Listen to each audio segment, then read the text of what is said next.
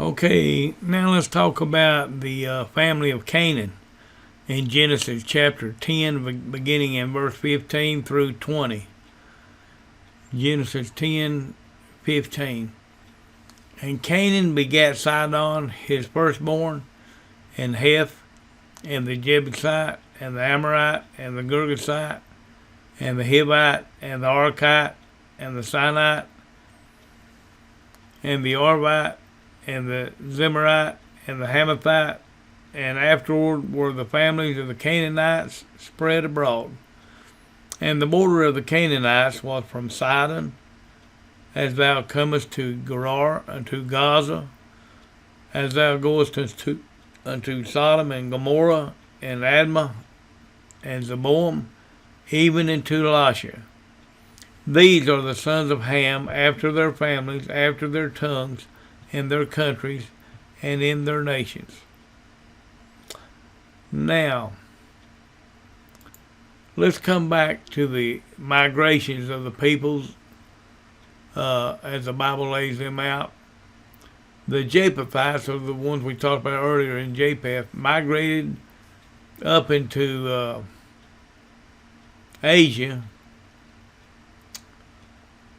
present-day Europe and western Russia. The Hamites ended up primarily in the land of Canaan and points south, like in Africa.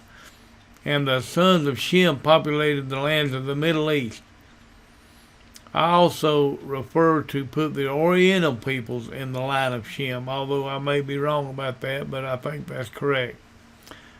Those three basic groups of people come from these three sons of Noah.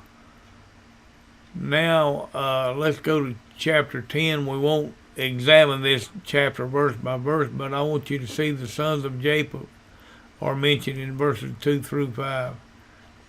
In verses 6, we have the genealogy of the Hamitic people. Look in Genesis chapter 10, verses 6 through 9. And the sons of Ham, Cush, and Mizraim, and Puth, and Canaan. Then it's important that you look at verse 8 and 9. And Cush begat Nimrod. He began to be a mighty one in the earth. He was a mighty hunter before the Lord. Wherefore it is said, even as Nimrod, the mighty hunter before the Lord.